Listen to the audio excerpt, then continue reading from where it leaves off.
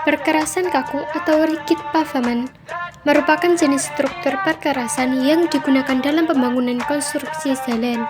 Salah satu ciri khas dari perkerasan kaku adalah penggunaan material beton sebagai bahan utamanya. Berbeda dengan perkerasan lentur yang umumnya menggunakan aspal, perkerasan kaku memiliki sifat yang lebih tahan terhadap beban lalu lintas. Inilah alat dan bahan yang digunakan untuk perkerasan kaku atau rigid pavement.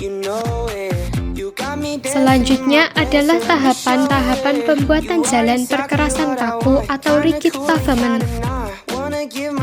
1. Survei lokasi. Sebelum memulai penggalian, dilakukan survei terlebih dahulu secara menyeluruh terhadap lokasi pembangunan jalan. Hal ini akan melibatkan penilaian aspek geologi, topografi, dan kondisi tanah untuk menentukan strategi penggalian yang tepat. 2. Pembersihan lokasi. Proses pembersihan lokasi dimaksudkan untuk membersihkan area pondasi dari batu-batu, tanaman, akar pohon, dan sampah lainnya.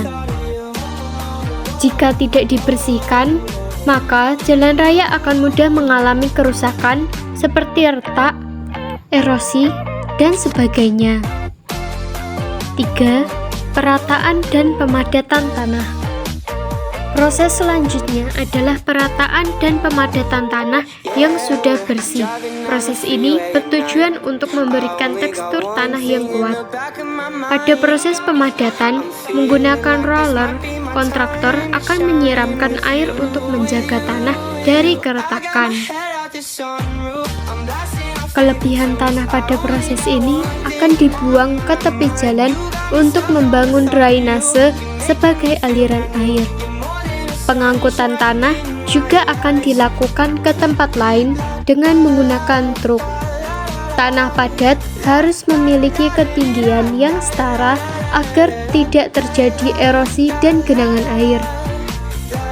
4. Pemasangan pondasi beton. Pondasi jalan beton terdiri dari lapisan tanah urukan yang menggunakan batu makadam dengan rata-rata ketebalan sekitar 30 cm. Urukan tanah ini terdiri dari pecahan batu kecil untuk pondasi bangunan. Kemudian, berikan lapisan sirdam dengan ketebalan sama. Lapisan urukan ini dapat memenuhi celah batu yang terdapat di lapisan makadam agar lebih tertutup rapat. Setelah tertutup, padatkan lapisan tersebut dengan alat pengecoran jalan beton yang disebut vibrator beton agar padatan lebih sempurna. 5. Landasan pengecoran. Setelah memberikan lapisan pada landasan cor beton, kemudian permukaannya ditutup menggunakan hamparan plastik yang tujuannya agar air dari cor tidak terserap ke dalam tanah serta dapat membentuk lapisan beton yang terpasang dengan kokoh. 6. Penyusunan tulangan beton. Berbeda dengan proses pembuatan jalan aspal, jalan beton memiliki tulangan untuk memperkuat adonan beton yang lebih cair. Adonan aspal sendiri lebih cepat keras dibandingkan dengan jalan beton. Weremes atau decking ini adalah hal yang wajib dilakukan oleh para kontraktor. Tulangan beton ini merupakan besi-besi dengan diameter 8 mm yang disusun sedemikian rupa. Tulangan ini berfungsi sebagai pengikat lapisan atas beton dan lapisan bawahnya. Penyusunan yang tepat akan memperkuat umur jalan beton. 7. Pengecoran beton. Hal yang paling penting dalam pembangunan jalan ini adalah pengecoran dengan menggunakan beton core ready mix. Penggunaan kualitas beton yang baik akan memengaruhi hasil pengecoran ini. Pengecoran dilakukan dengan menggunakan alat berat mulai dari sebagian jalan. Setelah pengecoran selesai, kontraktor akan menutup beton dengan plastik untuk mendapatkan hasil yang lebih sempurna.